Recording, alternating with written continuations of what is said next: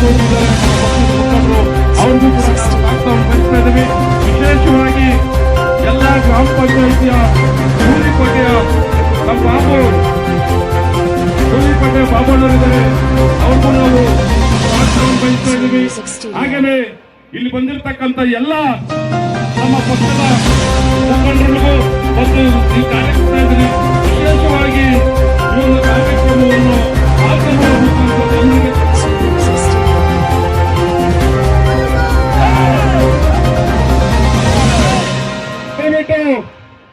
ಎಲ್ಲರೂ ಕೂಡ ಈ ಒಂದು ಕಾಂಗ್ರೆಸ್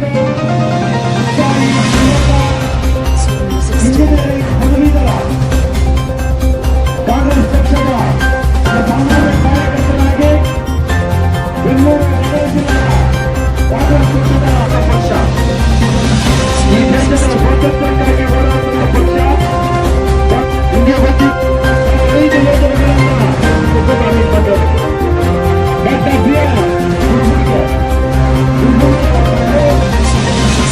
ಕಾಂಗ್ರೆಸ್ ಪಕ್ಷ ಕೊಟ್ಟು ಅಂತಾರಾಷ್ಟ್ರೀಯ ವಿಮಾನ ನಿಲ್ದಾಣಗಳನ್ನು ಮಾಡಿದ್ದು ಕಾಂಗ್ರೆಸ್ ಪಕ್ಷ.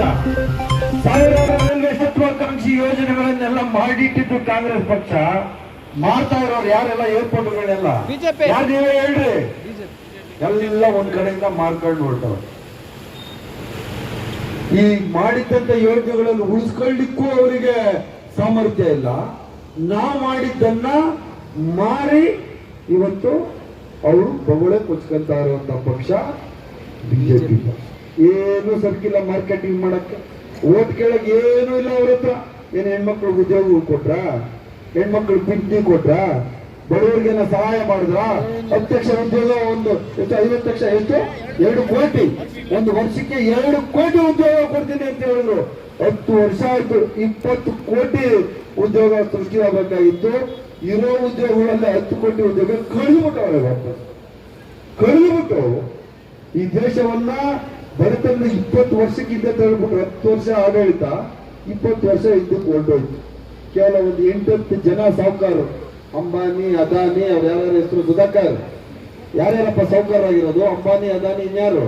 ಮೋಕ್ಸಿ, ಯಾರು ಟ್ಯಾಕ್ಸಿ ಎಲ್ಲ ಹೊರಟೋರು. ಯಾರು? ನೀರವ್ ಮೋದಿ, ಅವನ್ ಯಾರು? ವಿಜಯ್ ಮಲ್ಯ, ಎಲ್ಲ ಲಕ್ಷಾಂತರ ಕೋಟಿ ಬಡವರ ದುಡ್ಡನ್ನ, ನೀವುಗಳೆಲ್ಲ ಕಷ್ಟಪಟ್ಟು ದುಡ್ದಿದ್ದಂತ ದುಡ್ಡನ್ನು ಎತ್ಕೊಂಡು ಓಡೋಗ್ಲಿಕ್ಕೆ ಸಹಾಯ ಮಾಡಿದಂತ ಸರ್ಕಾರ ಬಿಜೆಪಿ ಸರ್ಕಾರ. ಇವತ್ತು ಏನ್ ನೈತಿಕತೆ ಇಲ್ಲ ಅವರಿಗೆ. ಮಾತಾಡಿದ್ರೆ ಕಾಂಗ್ರೆಸ್ ಪಕ್ಷ ಏನಪ್ಪ? ಕಾಂಗ್ರೆಸ್ ಪಕ್ಷ ಜನಗಳು ಒಳ್ಳೇದ್ ಮಾಡಿದ್ರೆ ಕಾಂಗ್ರೆಸ್ ಪಕ್ಷ ಮಾಡಿರುವಂತಪ್ಪ. ಓಟ್ ಕೇಳಲಿಕ್ಕೆ ಏನು ಸರ್ಕಿಲ್ದವರು ಹೇಳುವಂತ ಮಾತು ಎರಡೇ. ಅವರು ಕೇಳ್ತಾ ಇರೋದು ಒಟ್ಟು ಎರಡೇ ವಿಚಾರದಲ್ಲಿ, ಒಂದು ಹಿಂದೂ, ಒಂದು ಮುಸ್ಲಿಂ. ಇದು ಬಿಟ್ರೆ ಏನಾದ್ರೂ ಅವ್ರ ಹತ್ರ ಸರ್ಕಿದ್ಯಾ? ಜಾತಿ ಜನಾಂಗದ ಮಧ್ಯದಲ್ಲಿ ರಾಜಕೀಯ ಮಾಡೋರು. ಇವತ್ತು ದೇಶವನ್ನ ಹೊಡಿತಾ ಇರುವಂತವರು ಬಿಜೆಪಿ ಪಕ್ಷದವರು. ಇವ್ರಿಗೆ ನೀವು ಓಟ್ ಹಾಕ್ತೀರಾ? ಓಟ್ ಹಾಕಿದ್ರೆ ಉದ್ಧಾರ ಆಗ್ತೀರಾ? ಯಾವತ್ತೂ ಆಗಲ್ಲ.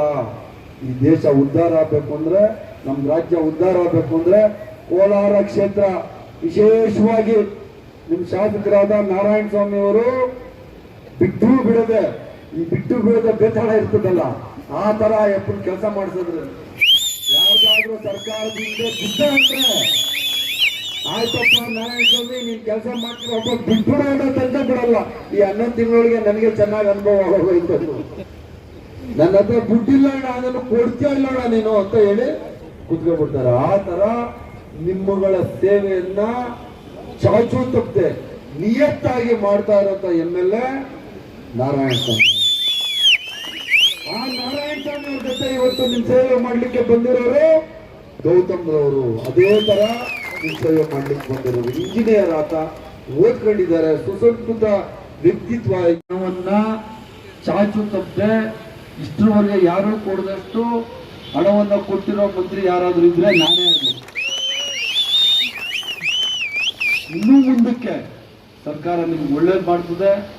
ಇಡೀ ರಾಜ್ಯದಲ್ಲಿ ಕೋಲಾರ ಜಿಲ್ಲೆಯನ್ನ ಮಾದರಿ ಜಿಲ್ಲೆಯನ್ನ ಮಾಡೋಣ. ಇದು ನಿಮ್ಮ ಬಂಗಾರಪೇಟೆ ಬೆಂಗಳೂರಿಗೆ ಬಹಳ ಹತ್ರ ಇರುವಂತಹ ಕಾನ್ಸ್ಟಿಟ್ಯೂನ್ಸಿ.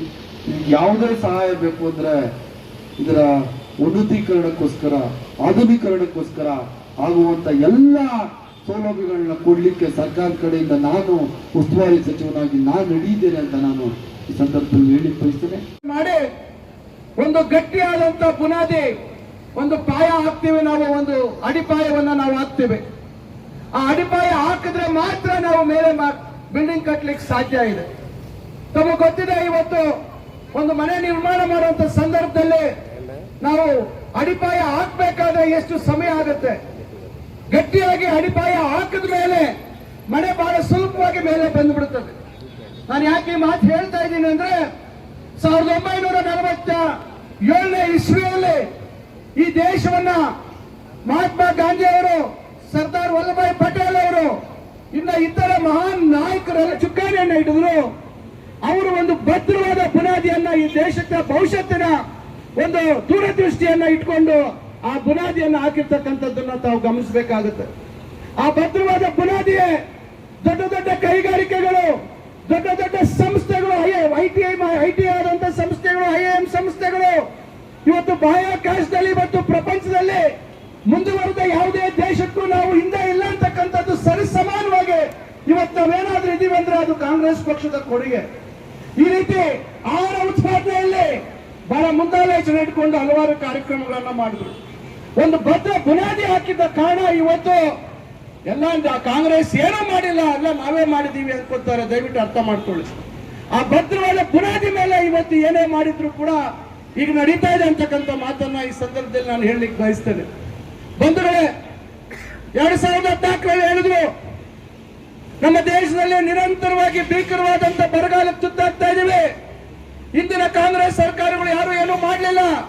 ನಾವು ಇಡೀ ದೇಶದಲ್ಲಿರ್ತಕ್ಕಂಥ ನದಿಗಳ ಜೋಡಣೆ ಮಾಡ್ತೀವಿ ಅಂತ ಹೇಳಿದ್ರು, ಶಾಶ್ವತವಾದಂತ ಪರಿಹಾರ ಕೊಡ್ತೀವಿ ಅಂತಕ್ಕಂಥ ಮಾತನ್ನ ಹೇಳಿದ್ರು. ಬಂಧುಗಳೇ, ಎಲ್ಲಿ ನದಿ ಜೋಡಣೆಗಳಾಯ್ತು? ಏನಾಯ್ತು? ದಯವಿಟ್ಟು 10 ವರ್ಷ ಬೇಕಾ? ಅವ್ರು ಹೇಳ್ತಾ ಇದ್ದಾರೆ ಇವತ್ತು ಬರೀ ಟ್ರೈಲರ್ ಅಂತೆ. ನೀವೆಲ್ಲರೂ ಇವತ್ತು ಹೆಚ್ಚು ಆಂಧ್ರದ ಒಂದು ಪ್ರಭಾವ ನಮ್ಮ ಮೇಲಿದೆ. ಯಾವ ಸಿನಿಮಾ ಎಷ್ಟು ದಿವಸ ಟ್ರೈಲರ್ ಆಗುತ್ತೆ, ಆಮೇಲೆ ಒರಿಜಿನಲ್ ಸಿನಿಮಾ ಎಷ್ಟು ದಿವಸಕ್ಕೆ ಬರ್ತದೆ ಅಂತಕ್ಕಂಥದ್ದು ನಿಮ್ಗೆಲ್ರಿಗೂ ಗೊತ್ತಿದೆ. 10 ವರ್ಷ ಬರೀ ಟ್ರೈಲರ್ ಹೊಡೆದ್ರೆ ಇನ್ನು ಒರಿಜಿನಲ್ ಸಿನಿಮಾ ಇನ್ನೆಷ್ಟು 20 ವರ್ಷ ಬೇಕಾ? ನಾವು ಎದು ನೋಡ್ಬೇಕಾ?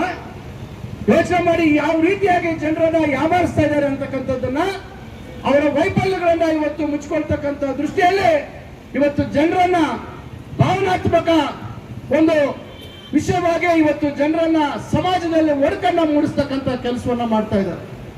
ಈ ದೇಶದಲ್ಲಿ ಸ್ವಾತಂತ್ರ್ಯಕ್ಕಾಗಿ ಇವತ್ತು ಹಿಂದೂಗಳು, ಮುಸ್ಲಿಮಾನರು, ಜೈನರು, ಸಿಖ್ರು, ಎಲ್ಲ ವರ್ಗದ ಜನ, ಎಲ್ಲ ಧರ್ಮದ ಜನ ತಮ್ಮ ಪ್ರಾಣಗಳನ್ನ ಬಲಿಯಾಗಿ ಕೊಟ್ಟು ಈ ದೇಶ ಸ್ವತಂತ್ರ ಭಾರತವಾಗಿ ಆಗ್ಬೇಕು ಅಂತಕ್ಕಂಥ ಮಾತನ್ನ, ಆ ಒಂದು ಪ್ರಯತ್ನವನ್ನ, ತ್ಯಾಗವನ್ನ ಮಾಡಿರ್ತಕ್ಕಂಥದ್ದು ತಮ್ಗೆಲ್ರಿಗೂ ಗೊತ್ತಿದೆ. ಇವತ್ತು ಕೇವಲ ರಾಜಕೀಯ ಅಧಿಕಾರಕ್ಕೋಸ್ಕರ ಇವರು ಸಮಾಜದಲ್ಲಿ ಹಿಂದೂಗಳು, ಮುಸ್ಲಿಮರು ಅಂತಕ್ಕಂಥ ಭಾವನೆಗಳನ್ನ ಮೂಡಿಸ್ತಕ್ಕಂಥ ಕೆಲಸ ಮಾಡ್ತಾ ಇದ್ದಾರೆ. ಎಲ್ಲಿದ್ರು ಬಿಜೆಪಿ, RSS ಯಾವತ್ತು ಸ್ಥಾಪನೆ ಆಯಿತು? ಸ್ವಾತಂತ್ರ್ಯ ಸಂಗ್ರಾಮದಲ್ಲಿ ಇವರ ಪಾತ್ರ ಏನು ಅಂತಕ್ಕಂಥದ್ದನ್ನ ದಯವಿಟ್ಟು ತಾವು ಗಮನಿಸಬೇಕಾಗುತ್ತೆ. ಬಂಧುಗಳೇ, ನಾನು ಹೇಳ್ತಕ್ಕಂಥದ್ದು ಇಷ್ಟೇ, ದಯವಿಟ್ಟು ಯಾರು ನಿಜವಾದ ಜನರ ಪರ ಕಾಳಜಿ ಇರ್ತಕ್ಕಂಥ ಸರ್ಕಾರ ಯಾರ್ದು, ಜನರ ಬದುಕಿನಲ್ಲಿ ಬದಲಾವಣೆ ತರ್ತಕ್ಕಂಥದ್ದು ಯಾರು? ಬಾಬಾ ಸಾಹೇಬ್ ಅಂಬೇಡ್ಕರ್ ಕೊಟ್ಟಿರ್ತಕ್ಕಂಥ ಸಂವಿಧಾನ.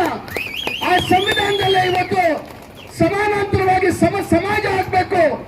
ಯಾರು ಅವಕಾಶದಿಂದ ವಂಚಿತರಾಗಿದ್ದಾರೆ ಅವರಿಗೆ ಅವಕಾಶಗಳನ್ನು ಕೊಡಬೇಕು ಅಂತಕ್ಕಂಥ ಒಂದು ದೂರದೃಷ್ಟಿ ಉಳ್ಳುವಂತ ಒಂದು ಸಂವಿಧಾನವನ್ನ ಬಾಬಾ ಸಾಹೇಬ್ ಅಂಬೇಡ್ಕರ್ ಕೊಟ್ಟಿರ್ತಕ್ಕಂಥ ಸಂವಿಧಾನವನ್ನ ನಾವು ಬದಲಾಯಿಸ್ತೀವಿ ಅಂತಕ್ಕಂಥ ಮಾತನ್ನ ಹೇಳ್ತಾ ಇದ್ದಾರೆ.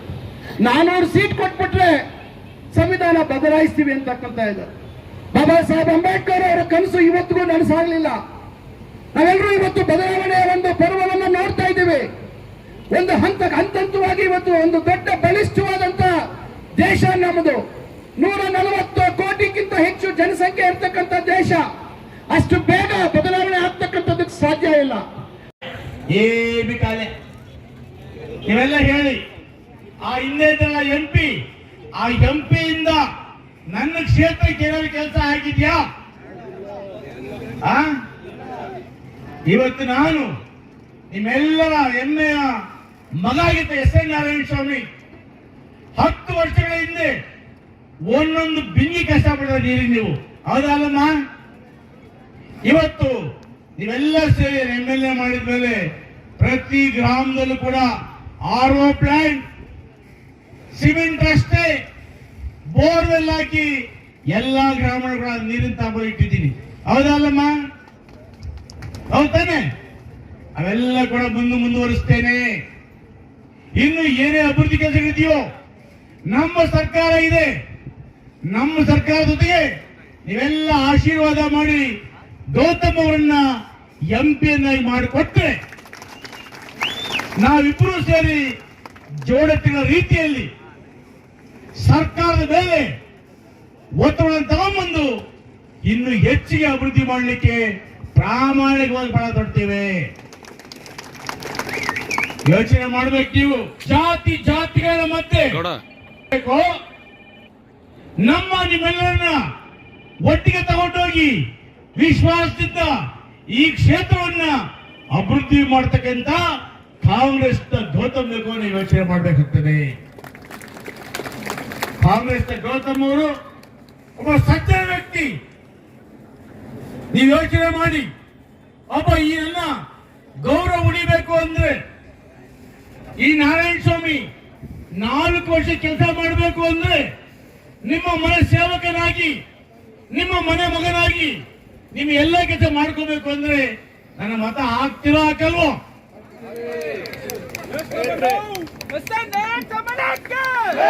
ನೀವು ನನ್ನ ಸೇವೆ ಬೇಕು ಅಂದ್ರೆ, ನೀವೆಲ್ಲರೂ ಕೂಡ ಅಭಿವೃದ್ಧಿ ಮಾಡಬೇಕು ಅಂದ್ರೆ ಸರ್ಕಾರದ ಎಲ್ಲ ಸ್ಕೀಮ್ಗಳು ನಿಮ್ಮ ಮನೆ ಬಾಗಿಲು ತಲುಪಬೇಕು ಅಂದ್ರೆ ಈ ಚುನಾವಣೆಯಲ್ಲಿ ಯಾರೇನೇ ಹೇಳಿ, ಬಡವರ ಮಗ, ರೈತರ ಮಗ, ಎಲ್ಲ ಕಾಂಗ್ರೆಸ್ಸಿಗ, ಹುಟ್ಟು ಕಾಂಗ್ರೆಸ್ಸಿಗ, ಎಲ್ಲ ಜಾತಿಯವರನ್ನ, ಎಲ್ಲ ಸಮುದಾಯಗಳನ್ನ ಎಲ್ಲರನ್ನು ಕೂಡ ಒಟ್ಟಿಗೆ ತಗೊಂಡು ಹೋಗತಕ್ಕಂತ, ಯಾವುದೇ ಜಾತಿ ಭೇದ ಮಾಡದೆ, ಯಾವುದೇ ಒಂದು ಕೋಮು ಸಂಘರ್ಷವನ್ನು ಮಾಡದೆ ಎಲ್ಲರ ವಿಶ್ವಾಸ ತಗೊಂಡಂತ ಒಬ್ಬ ವಿದ್ಯಾವಂತ, ಒಬ್ಬ BE ಸಿವಿಲ್ ಗ್ರಾಜುಯೇಟ್ ಮಾಡಿರ್ತಕ್ಕಂಥ ಗೌತಮ್ ಅವರಿಗೆ ನಾವೆಲ್ಲ ಕೂಡ ಕಾಂಗ್ರೆಸ್ ಮತ ಕೊಡ್ಬೇಕು. ಆ ಗೌತಮ್ ನೀವು ಮತ ಕೊಡ್ಬೇಕಾದ್ರೆ ಆ ಗೌತಮ್ಗೆಲ್ಲ ಮತ, ಅದು ನೀವು ಕೊಡೋ ಮತ SN ನಾರಾಯಣ ಸ್ವಾಮಿಗೆ. ನೀವು ಯೋಚನೆ ಮಾಡಿ, ನಾಳೆ ಬೆಳಗ್ಗೆ ಒಂದು ಸರ್ಕಾರ ಇದೆ, ಮುಖ್ಯಮಂತ್ರಿ ಸಿದ್ದರಾಮಯ್ಯ ಇದ್ದಾರೆ. ನಾನೇನಾದ್ರೂ ಕೂಡ ನನ್ನ ಕ್ಷೇತ್ರಕ್ಕೆ ಕೆಲಸ ಬೇಕು ಅಂತ ಕೇಳಬೇಕಾದ್ರೆ ನನಗೆ ಲೀಡ್ ಕೊಡ್ಬೇಕಾ ಬೇಡ? ಬೇರೆ ಲೀಡಿಗೆ ಹೋತೆ నేను ಅಡಿಕ್ತ ಮಾಡ ಯೋಚನೆ ಮಾಡಿ ಮುಗಿದ್ರೆ ನೀವು ಈ ಕ್ಷೇತ್ರ ಅಭಿವೃದ್ಧಿ ಆಗ್ಬೇಕಾದ್ರೆ ಹಣ ಬೇಕಲ್ವಾ? ಬೇಕಾ ಬೇಡವಾ? ಬೇಕು ಅಂದ್ರೆ ಸರ್ಕಾರದಲ್ಲಿ SN ನಾರಾಯಣ ಸ್ವಾಮಿ ಕೇಳಬೇಕು ಅಂದ್ರೆ ನೀವೆಲ್ಲ ಎಷ್ಟೋ ತರ ಇವತ್ತು ನೀವು ಹೋಬಳಿ ಬಂದಿದ್ದೀರಿ, ನೀವೆಲ್ಲ ಕೂಡ ಮನಸ್ಸು ಮಾಡಿ SN ನಾರಾಯಣ ಸ್ವಾಮಿ ಬೇಕು ನಮಗೆ. ಬೆಂಗಳೂರ್ತಕ್ಕಂಥ ಮಲ್ಲೇಶ್ ಬಾಬು ಬೇಡ. ಮಲ್ಲೇಶ್ ಬಾಬುವಿಂದ ಏನೂ ಮಾಡ್ಲಿಕ್ಕೆ ಸಾಧ್ಯ ಇಲ್ಲ. ಮೊದಲು ಹಿಂದೆ ಓಟ್ ಹಾಕಿದ್ರಿ 50,000 ಚಿಲ್ಲರೆ, ಅಣ್ಣ ಓದೋನು 5 ವರ್ಷ ಬರ್ಲಿಲ್ಲ, ಮತ್ತೆ ಎತ್ಕೊಂಡ್ಬಂದ ಅವ್ರ ಮಾವನ ದುಡ್ಡುಗಳು. ಅವ್ರ ಮಾವ 1000 ಕೋಟಿ ಮಾಡಿದ್ದಾನೆ, ಆ ದುಡ್ಡು ಮತ್ತೆ ಎತ್ಕೊಂಡ್ಬಂದ. ಎಲ್ಲ ಹುಡುಗ ಒಂದಾಗ್ಬಿಟ್ಟು ಮಲ್ಲೇಶ್ ಬಾಬು ಹಿಂದೆ ಹೋದ್ರಿ. 10 ತಿಂಗಳಾಯ್ತು, ಹೋಗೋರ್ ಹಣ ಬರ್ತಾ ಇರ್ಲಿಲ್ಲ. ಬಂದಿದ್ದಮ್ಮ? ಬಂದಿಲ್ಲ. ಇವತ್ತು ಹಣ ಇದೆ ಅಂತೇಳಿ ಹಣದ ಬಲದಿಂದ ಅವ್ರ ಮಾವ ಮಾಡಿರ್ತಕ್ಕಂಥ ಆಸ್ತಿ, ಅವರಪ್ಪ ಮಾಡಿರ್ತಕ್ಕಂಥ ಆಸ್ತಿ, ಇವತ್ತು ಅವರು ಹಣ ಇದೆ ಅಂತೇಳಿ ಮತ್ತೆ MP ಆಗ್ಬೋಣ, ದುಡ್ಡು ಕೊಟ್ಟು ಕೊಂಡ್ಕೊಳ್ಳು ಅಂತೇಳಿ ಇವತ್ತು ನಿಮ್ಮೆಲ್ಲರೂ ಯಾಮಾರ್ಸಕ್ ಬಂದಿದ್ದಾರೆ. ಇವತ್ತು ಅವ್ರು ಹೇಳ್ತಾರೆ, ಎರಡು ಹೋಗಿದ್ದಾನೆ ಹಾಕೊಡೋಣ ಅಂತ. ಹಾಕಿದ್ರೆ ನಿಮಗೆ ನೀವೇ ಮೋಸ ಮಾಡ್ಕೊಂಡಂಗೆ. ಆ ಮಲ್ಲೇಶ್ ಬಾಬು ಗೆಲ್ಲೋದಿಲ್ಲ. ಮಲ್ಲೇಶ್ ಬಾಬುವಿಂದ ಏನೂ ಮಾಡ್ಲಿಕ್ಕೆ ಸಾಧ್ಯ ಇಲ್ಲ. ಅದರ ಬದಲಿಗೆ ಸಿದ್ದರಾಮಯ್ಯ ಪರವಾಗಿ, DK ಶಿವಕುಮಾರ್ ಪರವಾಗಿ, ಮಲ್ಲಿಕಾರ್ಜುನ ಖರ್ಗೆ ಪರವಾಗಿ, ಪರಮೇಶ್ವರ್ ಪರವಾಗಿ, ನಿಮ್ಮೆಲ್ಲ ಪರವಾಗಿ ಇರ್ತಕ್ಕಂಥ ಗೌತಮ್ ಅವರು ಮತ ಕೊಟ್ಟರೆ ಈ ರಾಜ್ಯ ಅಭಿವೃದ್ಧಿ ಆಗ್ತದೆ. ನಿಮ್ಮೆಲ್ಲ ಸಮಸ್ಯೆಗಳನ್ನ ಗೌತಮ್ ಮುಖಾಂತರ ಅಲ್ಲಿ ಡೆಲ್ಲಿಯಲ್ಲಿ ಹೋಗಿ ಅಲ್ಲಿ ಲೋಕಸಭೆಯಲ್ಲಿ ಮಾತಾಡಿ ಅಲ್ಲಿಂದ ಏನೆಲ್ಲ ತರಲಿಕ್ಕೆ ಸಾಧ್ಯ ಇದೆ ಅವೆಲ್ಲವನ್ನು ತಗೊಂಡ್ಬರೋ ಕೆಲಸವನ್ನ ಮಾಡ್ತಾ ಗೌತಮ್ ಅವರು.